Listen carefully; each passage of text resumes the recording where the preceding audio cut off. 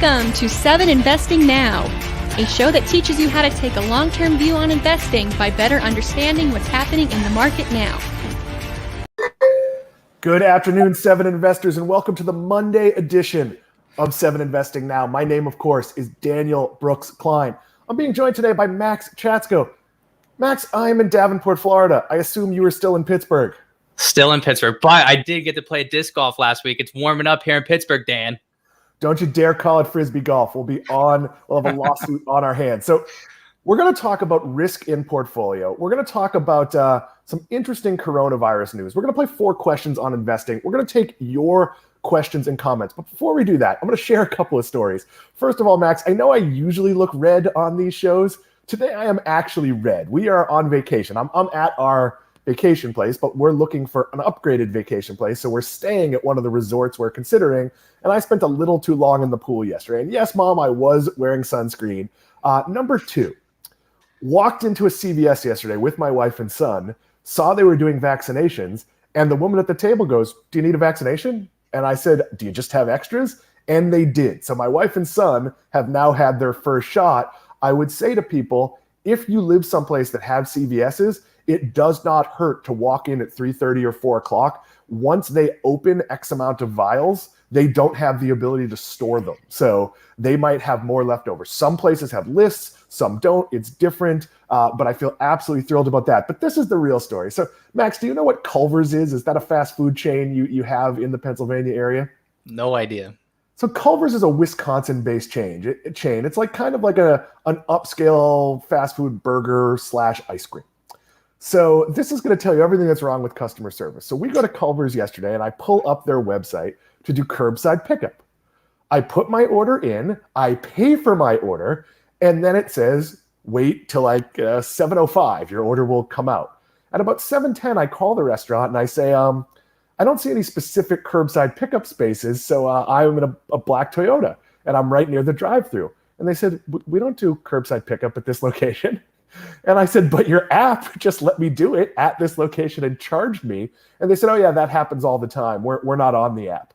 So I said, well, can you bring me my order if I tell you what it is? And they said, yes, but you have to pay again. So now I have to decide whether I want to call Culver's headquarters to get a refund of $12. Let me cut to the chase here. I'm not going to call Culver's headquarters for a refund for $12. But with that being said, our top story today is how to handle risk in your portfolio. Max, I'm going to go to you first. Well, it's only you and I, so I can only go to you, but I'm not going to start myself, I guess. You cover a risky space. How does that play out in your portfolio? Do you just have a biotech-laden risky portfolio? Yeah, I guess it depends on your perspective on risk, right? Obviously, I think I'm doing things to mitigate the risk or constrain risk.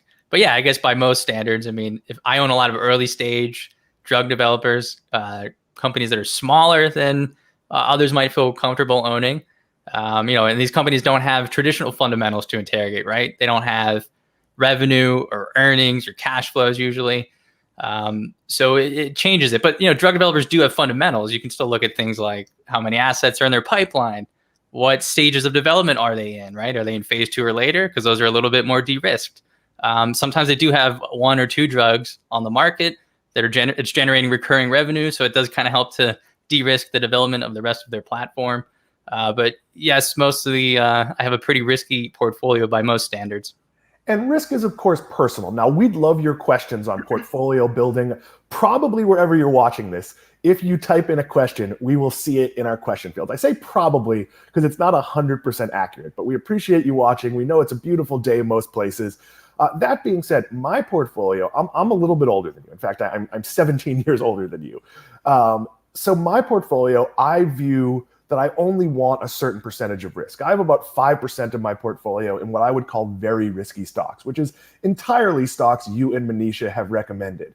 I have another 10-15% in 7 investing picks that we've labeled as risky or high risk. I don't actually consider them quite as risky because some of them are already, they have products in existence, they have revenue. The issue is really whether they will scale. And if a company doesn't scale, its stock might languish, but it's not likely to tank. Whereas in the biotech space, you absolutely are picking stocks that do have the technical possibility of flaming out entirely. But Max, you have an advanced degree in your space. Is that knowledge kind of a hedge against risk because you understand what you're looking at more so than if I'm just buying something because you told me to?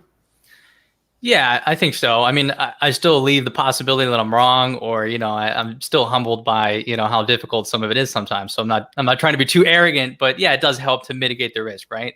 I mean, even Warren Buffett talks about staying in your circle of competence. So for me, that is biotechnology and drug development. So I've developed a framework. I actually just wrote about this for members only with respect to some of our picks, but I look at I have a bottom up approach to how I try to find drug developers, right? So what I do first is I look at a specific technology and I dive in. I try to understand everything there is to know about this technology. What are the advantages? What are the disadvantages? Which is important. You have to be very objective here, right? So I read like scientific literature, technical journals, things that are maybe not in part of most people's investing research. Then I zoom out a little bit and try to understand I try to understand the competitive landscape.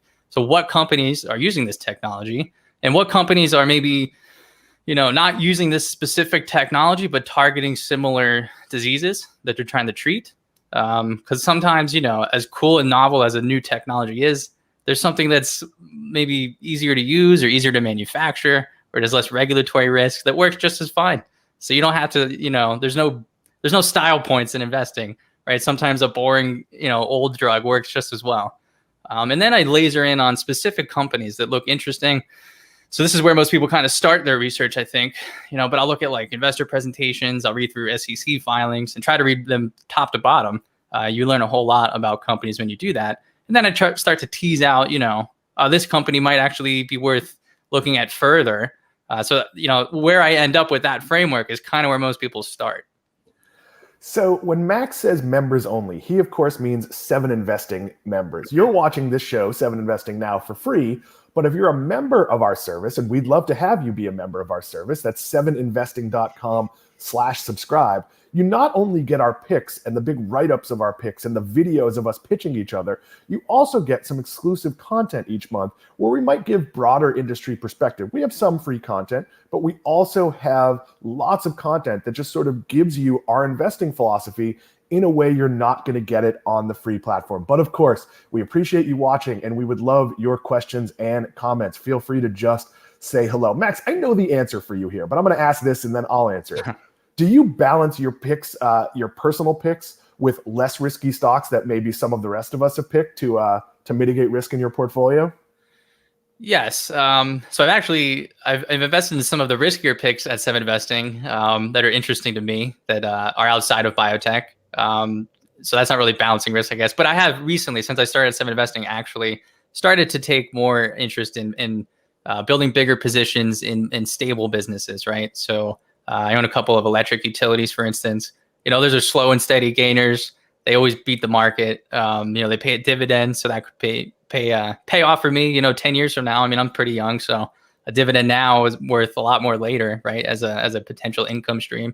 And even my March pick here at 7 Investing, I kind of see that as like a more moderate risk company. It's not a drug developer, and I think it's just going to have slow and steady gains. It's in an important market, so I even look at that to kind of counter some of the risks I'm taking with these early stage drug developers.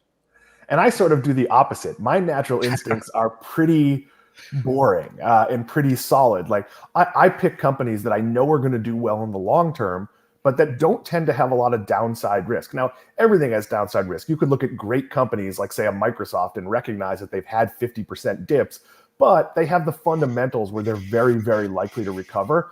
I buy not only either Max or Manisha's picks, sometimes both. I've been very open to, as we're pitching stocks, hearing about something and just sort of gauging passion. Like you could tell when Simon or Steve or someone just truly believes, it's not just their best pick that month, it's something that's like has their brain on fire because they're excited about it. I might buy one of those companies unless it's one that I've done the research and I don't agree. So my portfolio, and we've talked about this a lot, I think it's something that anyone watching the show, anyone who's a 7 Investing member could think about. I have a portion of my portfolio that's Dan's picks. Those are the ones that I read about, I keep up to date on. And then I have a portfolio of just companies I bought that sometimes I don't even remember what the ticker stands for. And like if I see a big move, I have to look it up. And I bought those because of somebody else's conviction. And that's where Seven Investing sort of becomes the driving force in keeping me updated. So in many ways, I behave just like a member. Yeah, and with what you said about how passionate some of the lead advisors are. I mean, that's what we publish our deep dives, again, only for members, but you get to see us make the pitch to the team for the first time, and then we interrogate each other. Right? We have questions, we have concerns, we have this big open discussion, and members, Seven Investing members and subscribers get to see that. So it's pretty cool behind the scenes look. But like you said, Steve, he's just like quiet, humble. He lives in Montana with the bears and turkeys and things. But man, he gets like so into some of these companies, and he takes some risks that are pretty interesting, and a lot of those have worked out pretty well. So just seeing that as behind the scenes as an advisor, that's pretty cool.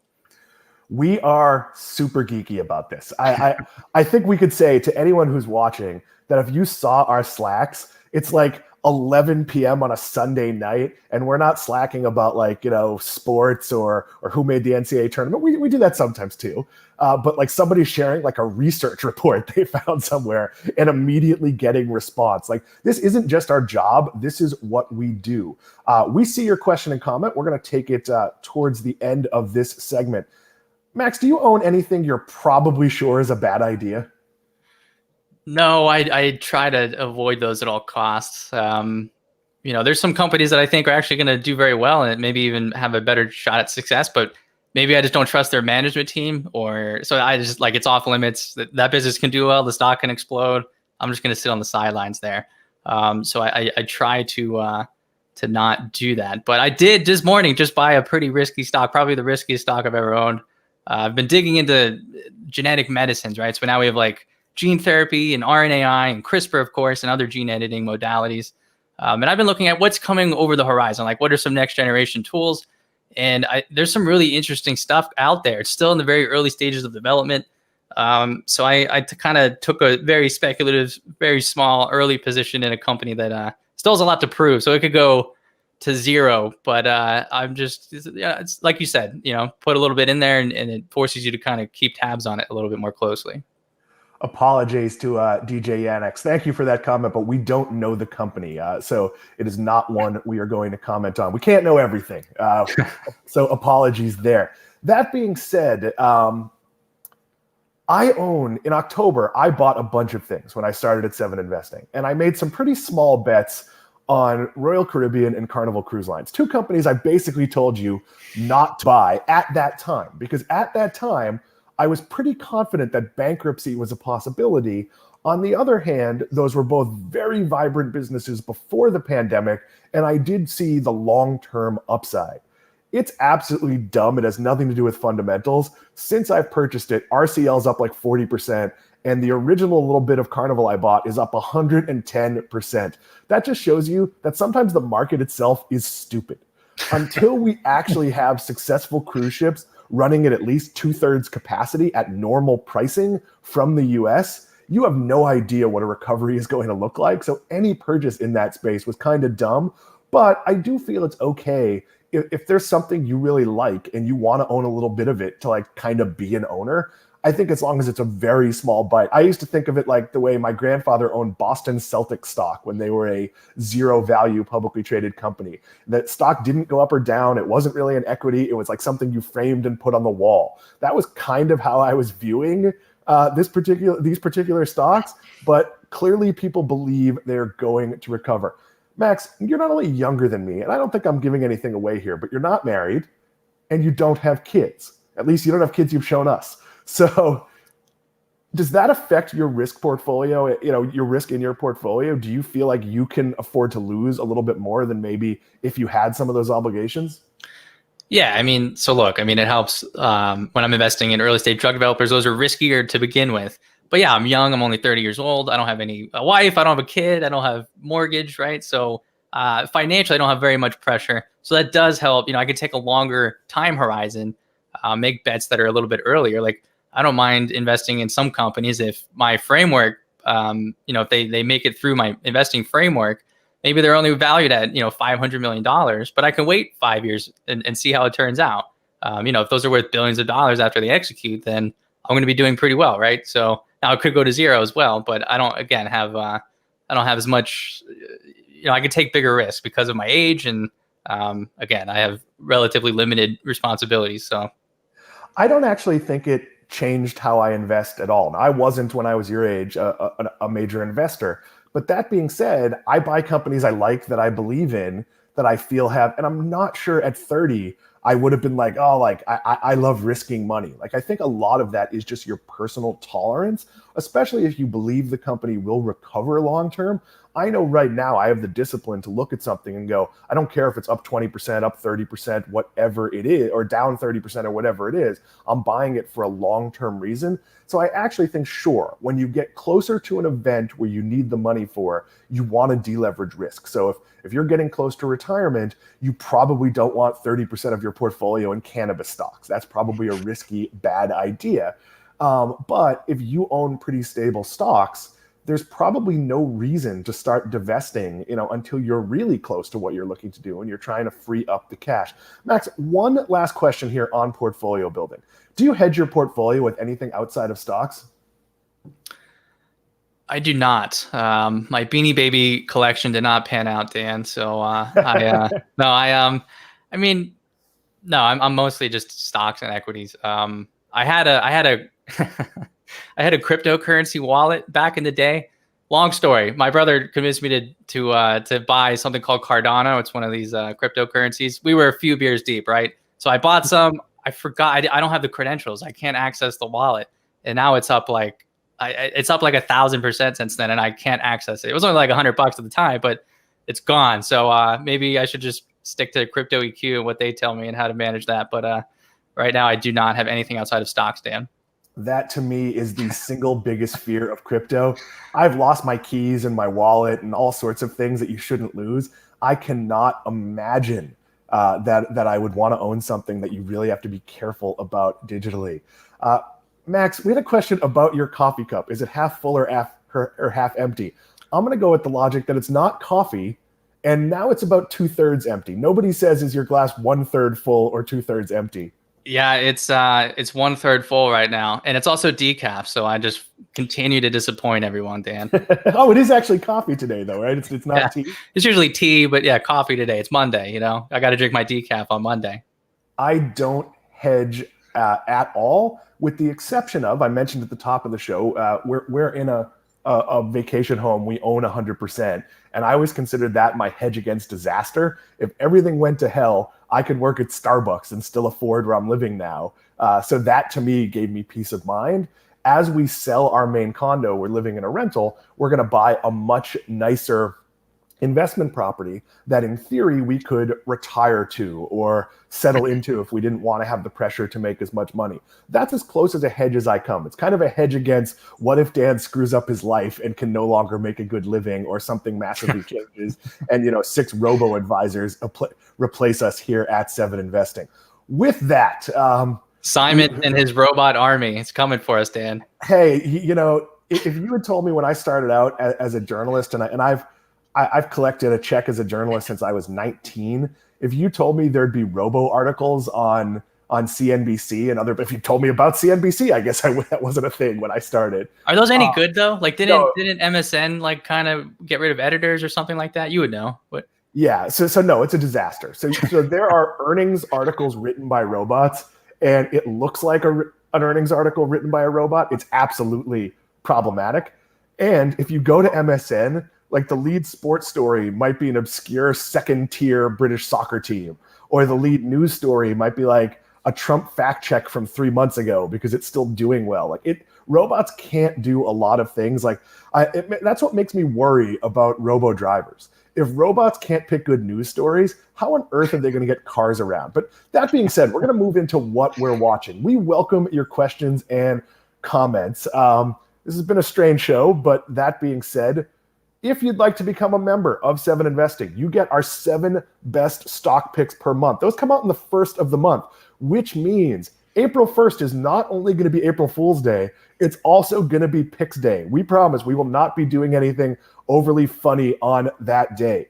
If you'd like to become a subscriber, that is 7investing.com/subscribe. It is $17 a month or $170 a year. If you subscribe, you get a personal referral code. Share that out on Twitter. If your family and friends sign up, not only do they get a deal, they also you get 1 month free for every single person.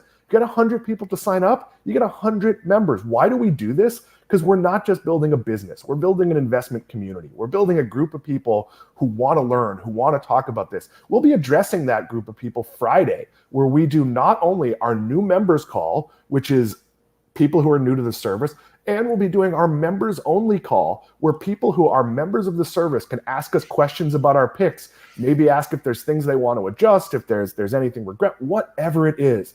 Still time to get in. If you sign up now, you can come to both of those calls on Friday and participate in our marathon. We start at 10 a.m. with the new subscribers call. Then at 11, we do the members call. We're going to do that till 12:30. Then at 12:30, we're immediately going to jump on a half hour late to a special edition of 7 Investing Now. I see some questions piling in. We're going to get to those towards the end of the show. But before we do that, Max, what is your what we're watching topic? I know what it is, but share it with the viewers here while I try to read some of these questions. Sure, Dan. So I saw a story that, coronavirus cases in South Africa have plummeted, and this is kind of a mystery. In January, cases were spiking. 1 in 3 tests that they had came back positive for coronavirus. So that was a sign that they weren't doing enough testing. That was a sign that it was probably much more prevalent in the general population than we were detecting. And of course, we've all heard about the South African variants. It was, evading some of these antibody drugs completely and certainly reducing the effectiveness of some of our vaccines that we've developed. So this was a very worrisome development globally. But since then, it just has kind of fizzled out. There's much lower cases in South Africa now detected than we have in the United States. Right now, there's only about 5% of all tests in South Africa coming back positive. In Pittsburgh, where I live, we still have over 30% of our tests coming back positive. We're just really depressed, Dan. We have the Steelers are terrible, and the Pirates, we don't even know who they are anymore. Penguins are doing okay, but we don't have time to test. We're too busy sulking. So this is just like a really weird, strange thing that no one's really sure why it's happening in South Africa. So, Max, let me ask a question. One of the risks with herd immunity is that there's a certain percentage of the population that doesn't want to take the vaccine. That number appears to survey higher than it is in reality because there are some politics around getting the vaccine, which is a little bit ridiculous. So there are some people that say, "Oh, I'll never take the vaccine," and they said that while they're in line at CVS getting the vaccine. So, right. But if more people have had it than know they've had it, does that mean that we won't have viable hosts? And even if we only get to a lower percentage than where we think we get, there's the possibility we'll still hit herd immunity. Yes, and that's kind of so epidemiologists don't really know what's going on in South Africa, but they kind of are hypothesizing that at least in specific populations, so the individuals who are going about and having the most contact within the economy, maybe they have reached herd immunity. So that is breaking chains of transmission. Now to your question, yes. In the summer, the CDC came out and said, hey, look, in certain regions, we're only detecting about 10% of the cases we think are actually out there. So you could take the number of cases we've detected and multiply it by 10 is essentially what that meant. So the number of people who've had it in the United States is way higher than the official, detected cases in the Johns Hopkins database or the New York Times database or whatever. So yeah, it's always going to be a weird number.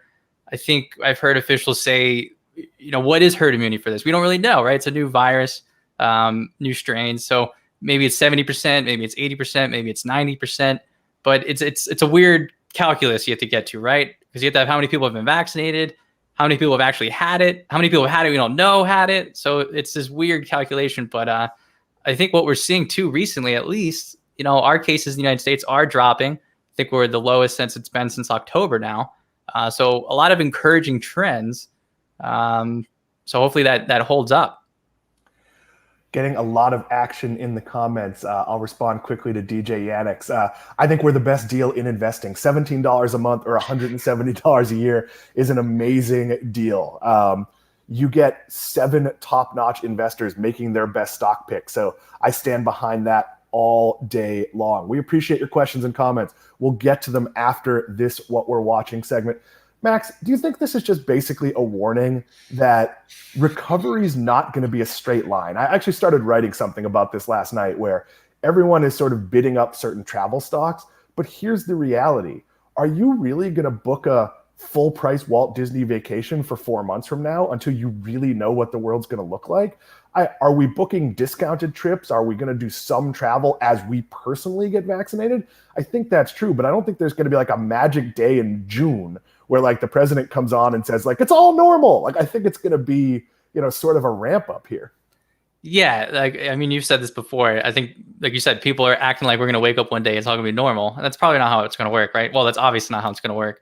But yeah, I think the takeaway here from this South African story is that, we need to leave a lot more room for nuance and uncertainty. I mean, Europe's had the opposite problem. They had this plateau after like a steady peak and plummet, and now their cases are rising again. Now, some of that might be because they've kind of botched their vaccine rollout. That's been kind of a mess. They kind of bet a little too heavily on AstraZeneca, which is not done so well with their vaccine. But maybe the United States sees something different. I'm sure there's differences in how society and the economy structured in South Africa. So we might not even have parallels here in the United States and South Africa. But yeah, there's so much uncertainty in how this is going to play out. But I think overall, it seems more encouraging to me, at least. But this could also, be bad news for companies that are trying to be position themselves for, wow, this pandemic's going to be going on for years, or we're always going to need to make new vaccines for variants. Like, do we? I don't know. Maybe we don't. So, Max, our friend Max Lucas asked a question. At first, he thanked us for talking about NFTs, and that's a topic we are going to talk about a lot going forward. We did that on Friday's show, and I want to say Monday's show as well. Twice last week, we talked pretty significantly. You, of course, can find all the old episodes either on our YouTube page, as audio versions on whatever podcast place you subscribe, and of course at 7investing.com/livestream. And on our website, we also put up full transcripts of the show, usually a few hours after. Today's is actually not going to go up till tomorrow because I'm actually away and won't be getting to it till late tonight. But that being said, Max Lucas wants to know, how did that go in Sweden? As we know famously, in Sweden, they tried a herd immunity strategy with the idea that everyone was just going to get it and then it would go away. That's a little bit different than a mix of vaccines plus people having had it. I don't think it went that well in Sweden, if you remember correctly, Max. Yeah, I remember it didn't go so well. I think too, though, maybe people are a little too critical of that. And again, it shows like the nuance of it. Even in the United States, right? According to the CDC data, 92% of all deaths are in people that are 55 and older. So that's not that old, but like 80-something% of deaths are in people that are 65 and older. So, the risk is definitely weighted towards people who are older in age and maybe less healthier overall. So that doesn't mean we can be reckless and irresponsible when we're young, like for younger populations, and act like there isn't a global pandemic going on. But maybe there could have been more targeted ways to act in nursing homes, for instance, right? We saw a lot of criticisms of how New York handled that. So yeah, I mean, it's a big, messy thing. I don't know. I don't want to get too political, but it's hard in the moment to get things right. And it's easy to be critical of decisions that were made on the fly. But Max, is it fair to say, I think politicians like to promise light. I think there was a lot of pushback when the president said, oh, you're going to be able to have small gatherings on 4th of July. When here's the reality. I have 8 or 9 relatives here in Florida who are fully vaccinated. The CDC says we can have small gatherings now. We're not going to wait till the 4th of July. But do you think we will, because of vaccine availability, be back to, let's call it a normal plus, where like maybe it's mostly normal, but we're still wearing masks. Maybe we're not super comfortable going to a sold out, basketball game, though that's going to be happening in Texas soon enough. Do you think we're really looking at a summer that kind of feels like summer? Yeah, I think so. Like, I wonder if, health officials have to be cautious now, but if everyone's vaccinated by July, like 4th of July, or most people, I mean, I think we're going to be in a much different spot. We're going to be in a much different mindset. Looking out several months from 4th of July is going to look different than looking out from now to 4th of July, right? So I think this is going to be back to normal much more quickly than maybe we think. And again, like the United States is going to have, we went from having like maybe not enough vaccines, or is the rollout going quickly enough? by the end of the summer, we're going to have too many vaccines. We're going to be dishing those out globally. So again, this whole thing's just moving so quickly, and there's a lot of conversations that we'll be having at the end of the summer that we're not having now that are kind of tough to even think about. But yeah, I think you're right. I think by 4th of July, I think we'll be back to a little bit more normal, much more normal. Probably still be wearing masks, but yeah, we're going to be okay. We're going to move into 4 questions on investing in a second. But Max, before we do that, so I've had the Pfizer vaccine. There are different types of vaccines out there. After everyone gets vaccinated, are there benefits to having more than one? Like the Johnson & Johnson vaccine is a totally different type of vaccine.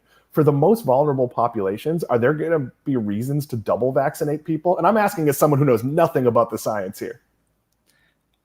I could see that being a possibility. So with the Johnson & Johnson vaccine, it kind of has like 2 modes of action. So your body triggers an immune response to the delivery vehicle that's used to deliver the therapeutic payload. So that's unique. That gives you one immune response. And then, of course, the actual vaccine gets delivered, and that's another immune response. That's the one you kind of care about. But that does help to boost its effectiveness.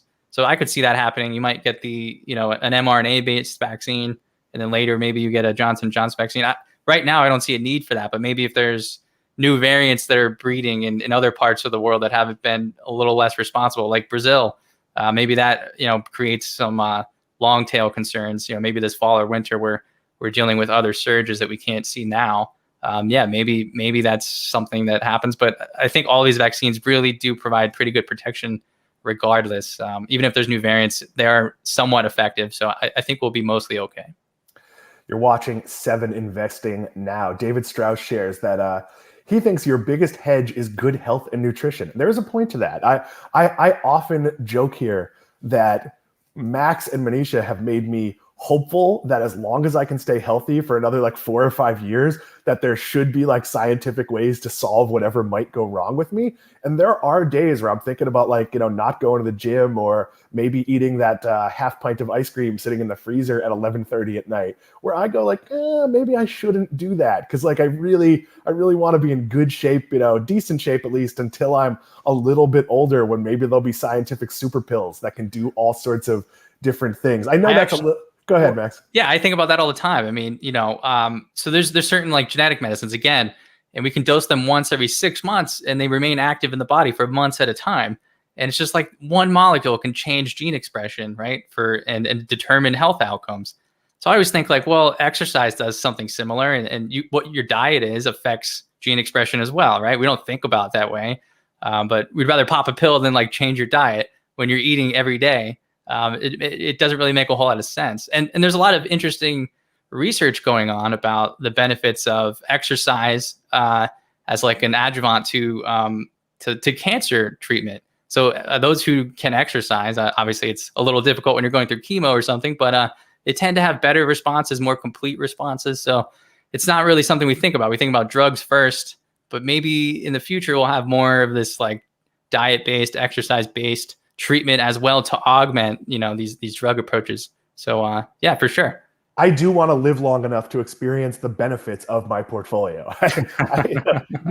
I am not one of those I want to leave a lot of money in the bank. No, I want to get there and with my wife spend that money. That is the point of investing, is, to have a happy retirement. Max, we're going to play 4 questions on investing, but the first question you already kind of answered in the first segment. So I've done this with most of the team. The only person left are you and Simon, who haven't answered these questions. So very quickly, we'll reiterate on the first one, but you did cover this earlier. Have you ever invested in a company when your research told you it was probably a bad idea? No, I'm pretty strict with how I go about that, and I stick to my framework. Question 2, what's your biggest investing regret? Is there one that got away? Is there one that you sold too early? Biggest investing regret? Well, I think a lot of us have the same story, in terms of maybe we don't invest in something that we want to. We think for some reason it's too expensive, or, not right now. And then it just keeps going up. And then later on, you're looking like, why didn't I invest in that? I think as you become more disciplined and you adopt that long-term mindset, that seems to be like one of the most common regrets among long-term investors is, not buying a stock. Have you ever invested in a company whose ethics you question? I've talked about this before, that the only stock I've sold in the past couple of years is WWE. And when I bought it, I had some ethical concerns. I'd known people who worked there and was a little concerned that had a pretty bad reputation for how hard they work people. I don't like the fact that their performers are independent contractors and don't get health insurance, yet they fully control what they're allowed to do, including not allowing them to profit off social media, even under their real rather than their performing names. So I was always a little ethically concerned about it, but I did own it for a while. Max, have you ever bought a company you had ethical concerns about? No, again, that's kind of something in my framework. I mean, I don't know if I should name the specific company, but let's not. Let's avoid a lawsuit. You can describe what the company does if you like. That's all right. So yeah, I mean, there's companies I feel like they have a shot at success, but maybe they've struggled for a while. But this one company, it's made terrible decisions for management. They've treated partners and collaborators terribly. They've kind of, maybe been a little loose with their financial, filings, if you will. They've been investigated by the SEC. So now they're like turning around, and maybe they have a shot because they actually have, a sustainable business, and that's fine. But like, I just can't bring myself to invest in it with the current management team. So I struggle a lot on Tesla. It's a great company, but I don't consider Elon Musk ethical. I also consider the news media, me being part of the news media, a little bit complicit. Because when he does something crazy today, like give himself some ridiculous new title, he's the techno king of Tesla now. That was covered by the media as if it was a news story. He didn't stop being the CEO. He just gave himself a silly name because he knew you'd write about it. And to me, let's stop doing that. There's way too much sunlight on every dumb move the guy does or every silly tweet he puts out there. And so ethically, I've also heard pretty bad things about working there. I'm also not a fan of a company that just has like random 3,000 people layoffs, like when they should need more people. Like I don't like, and I feel the same way about Microsoft, even though it's my biggest position. But that being said, I don't like people being used as pawns. Like if you're a good company and you're growing, you should be able to have like an off month without cutting 5,000 or 6,000 people. Like that being said, we're near the end here. Sam Bailey, let's hit our finisher. This was a quick show, but we appreciate you watching. Which pandemic success are you most confident about in the long term? 26.9% said Zoom, 58.1% said Teladoc, 7.7% said Domino's, and 7.3% said Slack, which is, of course, in the process of being acquired by Salesforce. So my concern about Teladoc here, Max, is there are a lot of telemedicine companies that aren't Teladoc. I know my healthcare provider offers very low-cost telemedicine appointments, and it's not through that platform. Is there anything Teladoc is doing with its core product that's unique to it? Like that's actually the one that scares me the most out of any of these. Yeah, I'm not sure. I'm not really too familiar with Teladoc, but I think I have a question, and I'm honest. It's an honest question, but I wonder if all these ways we let tech come into healthcare, is it actually adding value, or is it just creating additional costs? No, it's adding value. I live in the land of walk-in clinics. Florida has 1 million places you can go to the doctor. But even if you go into a walk-in clinic, you fill out the paperwork and they see you relatively quickly, you're probably talking it's going to take an hour. They do that thing where like a nurse comes in and takes vitals, and then for like no reason you sit there for 20 minutes. And that's when it's efficient. If it's crowded, you could wait for hours. If you have a Teladoc appointment, I've talked about this example before. I had an infection in my finger, at least I thought I did. And I booked a Teladoc appointment. They asked me to send them pictures of it. I did. And it wasn't even a Zoom. It was a phone call. And they called me and they said, yeah, you clearly have an infection. Give us your drugstore info and we'll call in or fax in or mail in a prescription, however they send in the prescription. So like 2 hours later, I walked over to CVS and my prescription was there. That's huge value. If my wife went to the doctor and came back with a positive strep test and I had all the symptoms of strep, would it make sense for me to go sit in a waiting room and risk infecting other people? Or would it make more sense to go to a Teladoc appointment and say, hey, my wife had a positive strep test. I almost certainly have it. I'm allergic to penicillin. Can you give me? So I think there's incredible value there. And I think mental health is also going to be a really big area of growth for telemedicine. I think that might even tie in with some of the connected fitness products where you might like use the screen on your Peloton to talk to a therapist. But do you disagree, Max? You're younger than me. You're probably not sitting in doctor's offices that often. No, I mean, I don't know. Maybe mental health, that's interesting. Perhaps I think maybe there's something you need though in person if you go to like a therapist, but I'm sure there's applications for all these things. So yeah, I don't know. It's crazy that 60% of people said Teladoc though. Is that what would you Yeah. pick out of that? Um, I actually think Domino's was a great business beforehand. It's going to be a great business after. The fact that, look, all of these companies have used the pandemic to acquire customers, and that's going to be good. I do think Zoom is a very strong player, and everyone will throw up all the competitors. I think there's a large percentage of people that don't want Microsoft to be their sole provider, that don't find Teams to be as good as Zoom. I think all of these are going to be pretty strong. I do worry that just like we talked about, you played disc golf and I joked about not calling it Frisbee golf, that people are going to say, I have a Teladoc appointment and they're on some random platform that's not necessary. Now, could Teladoc do things to differentiate their platform further? They could. There's records. There's tying it in better with prescriptions. There's maybe tying it in with some sort of fitness tracker where you could go to a virtual appointment and maybe you've had blood work taken and they can take your blood pressure and who knows what else, and you can have more of a traditional physical via telemedicine if there's a situation that warrants that. I think there is room to grow, but I do worry about how kind of generic that space is. Well, that's interesting. I was going to make a comment though about like Zoom. Now it's like the verb for video call. We just say we're going to have a Zoom, right? It's kind of like Google. I'm going to Google it. Like the company's name is now the action. So that's usually a sign of success.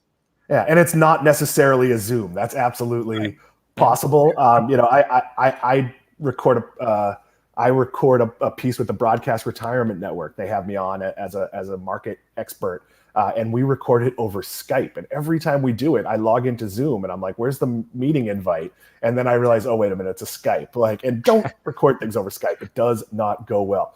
With that being said, we have reached the end of the program. We thank so many of you for joining us on this beautiful Monday. How do you get in touch with us? That's simple. Via email at info@7investing.com.